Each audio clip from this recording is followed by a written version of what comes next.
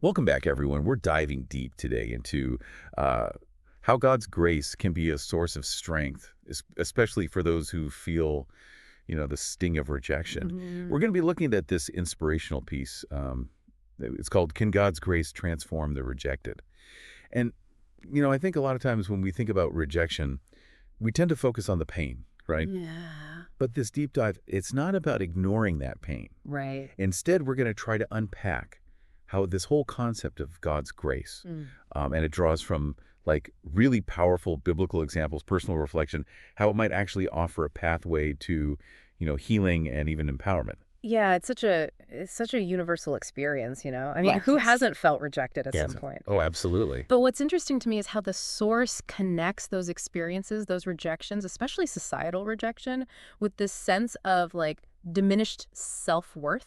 Yeah, I think we've all been there, right? Yeah. Like you don't get the job or you're not invited to something, Mhm. and it's like those little things start to chip away at your confidence. And Exactly. then you start questioning, well, wait, am I valuable?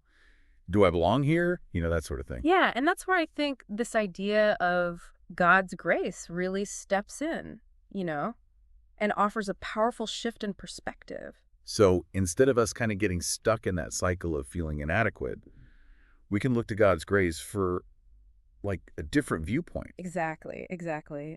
The source really emphasizes how different God's perspective is from, just typical human judgment. Right. There's that verse in Isaiah chapter 55, verses 8 and 9, Oh, yeah. where God says, "For my thoughts are not your thoughts, neither are your ways my ways. For as the heavens are higher than the earth, so are my ways higher than your ways, and my thoughts than your thoughts." I've heard that verse so many times, but I feel like it's easy to just kind of gloss over it. But thinking about it in the context of rejection, it's like, wow, it's saying God's not using those same limited criteria that we humans use to judge each other. You got it. We're always measuring worth based on like external factors, Hmm. achievements, appearances, all that stuff. Yeah, definitely. But God, he's operating on a completely different level, right? Hmm. He sees our inherent value, the potential that maybe we don't even see in ourselves. So then, how does this grace, this different way of seeing things, how does that actually play out in our lives? Well, the source outlines three, like transformative actions of God's grace, freedom, disrupting human standards, and then elevation. Okay, I like where this is going. Let's start with freedom. Yeah. So, God's grace offers this freedom from those mental and emotional prisons, that rejection can build. Right. So, think back to that feeling of diminished self worth. God's grace is stepping in and saying, hold on, that's not the full story. You are loved, you are valued, and you have a purpose. So it's almost like God's grace helps you to break free from like the chains of other people's perceptions and Yes. step into like a truer understanding of who you are. That's a great way to put it. Yeah. And there's a great story in the Bible that illustrates this. Oh, The yeah. story of Jabez in First Chronicles 4.10. Oh, yeah, Jabez. His name literally meant sorrow. Oh, wow. So, reflecting a life just marked by hardship and probably rejection, too, right? I can imagine how that would impact how he saw himself. Absolutely.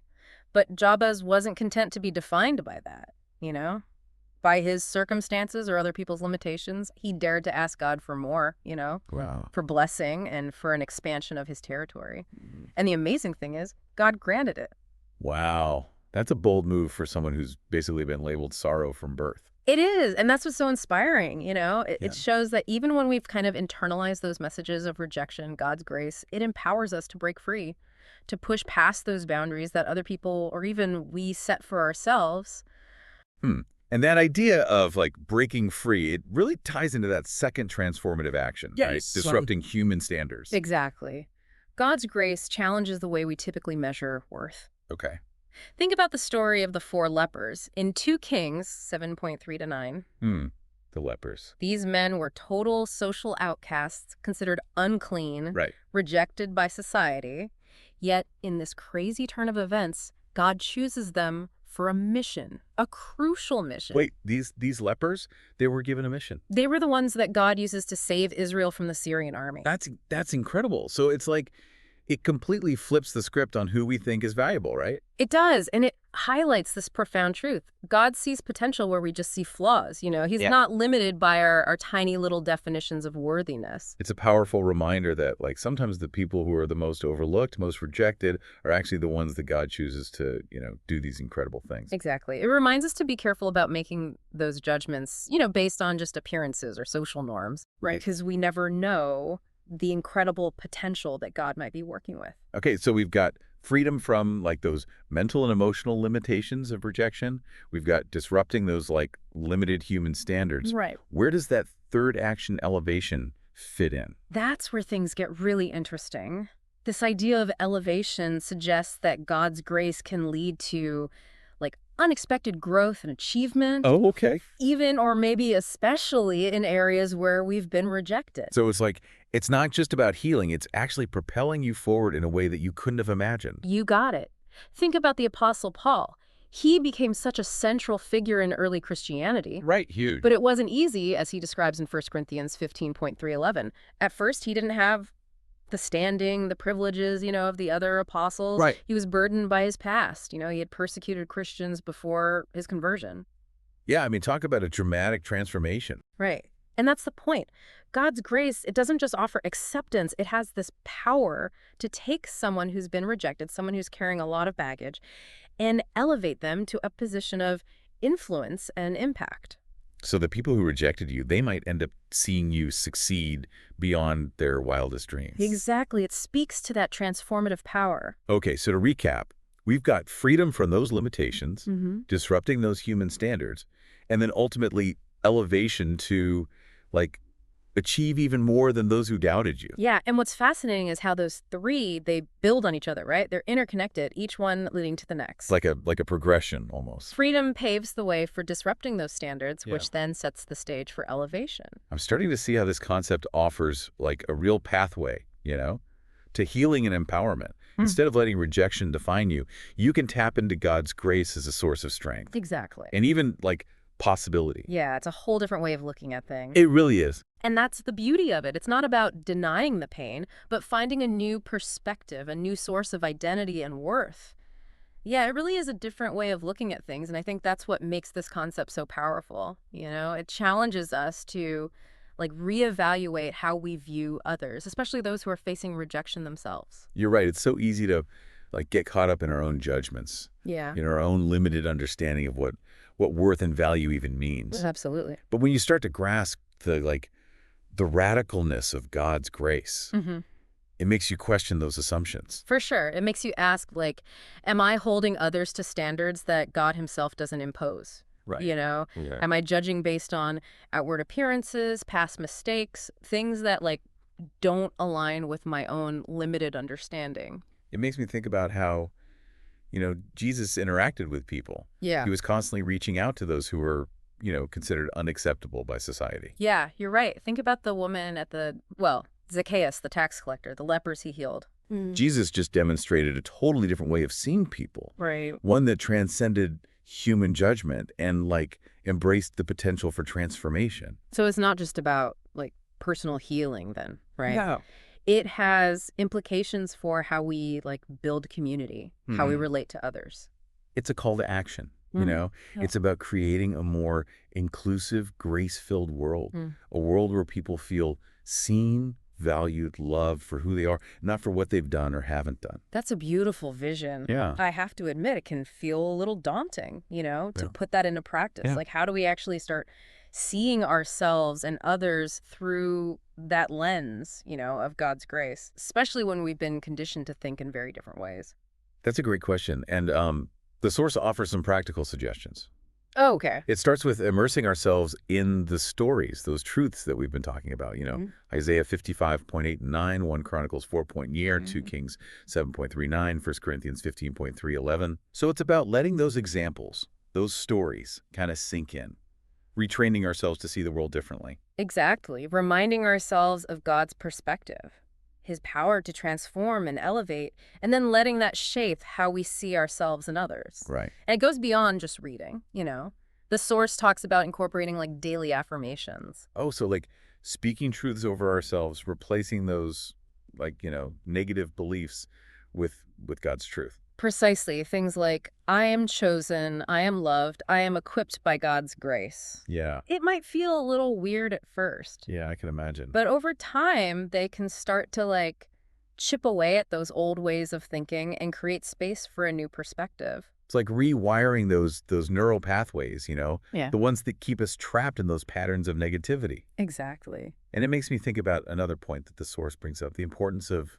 like prayer and reflection. Oh, that's so important. It's about inviting God into the process, right? Taking time to intentionally seek his help in seeing ourselves and others through his eyes, asking him to reveal those areas where we're maybe still clinging to those feelings of rejection, unworthiness. It's like taking those hurts, those insecurities to God and say, okay, Yeah. I need I need your help to see this differently. Exactly. Show me how you see this. And that's where I think true healing can begin, not just accepting it intellectually, but allowing it to penetrate those deep places, where we've been wounded, where we've internalized those messages. I do want to acknowledge, though, that this might be really hard, especially for those who've experienced like deep, ongoing rejection. Right. It's one thing to hear these truths, but it's another to actually live them out, when you're still hurting. Mm. What would you say to someone who's like really struggling with that? Yeah, you're so right to bring that up. Healing, it is a process. It takes time. And sometimes, it takes professional help to work through those deep wounds. If you're in that place, please know you're not alone. There are resources, people who care, and a God who is always with you, offering comfort and strength. And I think it's also important to remember that like embracing God's grace, it doesn't mean pretending that the pain isn't there or that we're Yeah. not still struggling. Yeah. It's more about acknowledging like I need his grace Mm-hmm. and allowing him to work in those messy parts. Beautifully said. And as we're kind of wrapping up this part of our deep dive, I'm curious, what stands out to you about this concept of God's grace? What resonates most? Honestly, what strikes me is just the radicalness of it. Yeah. It just flies in the face of so much of what our culture tells us about worth and value. Yeah.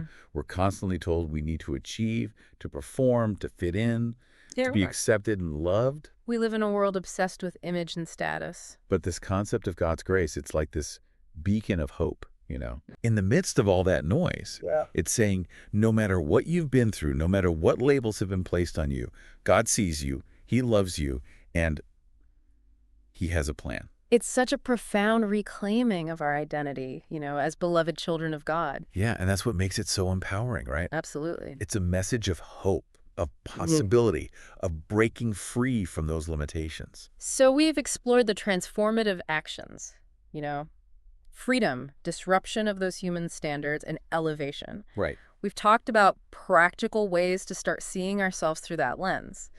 Now, the source takes it even further and Wow. challenges us to think about how this concept impacts how we interact with others. So it's not just about our personal transformation, Yeah, but about extending that grace outward. that's where things get really interesting. So it sounds like this is where the rubber meets the road, right? Yeah. We've been talking about God's grace Yeah. and how it can heal us, transform us as individuals, but now it's like we're shifting outwards towards how we treat others. You're exactly right. It's about moving beyond just our own transformation and considering how we, as recipients of God's grace, can become conduits of that grace, Yeah. out in the world. And I think it starts with recognizing that we all judge. Yeah. Like it's so easy to fall into that trap of evaluating others based on like superficial things Yeah. or past mistakes. It's human nature, right? Yeah. We categorize people, make assumptions based on such limited information. Mhm. But that's where this idea of God's grace, it's like it offers this powerful corrective, Yeah. It reminds us that every person, regardless of their background, their choices, their struggles, they carry the image of God Right. and they have inherent worth. It's like we're being challenged to like step outside of our comfort zones a little Yeah. bit, confront those biases, Yeah. and to really see people through a different lens. Exactly. It's about extending the same compassion and acceptance that we ourselves have received from God. The source talks about the parable of the prodigal son. Yeah, great example. That story where the father embraces his son, the one who squandered everything, make terrible choices. Yeah. It didn't matter to the father. He was just overjoyed to have his son back. It's such a powerful parable, because it illustrates this truth that can be so hard for us to grasp sometimes, that God's grace, it isn't conditional. It's not based on our performance or whether we've earned it. It's a free gift. It's a free gift offered to everyone who's willing to receive it.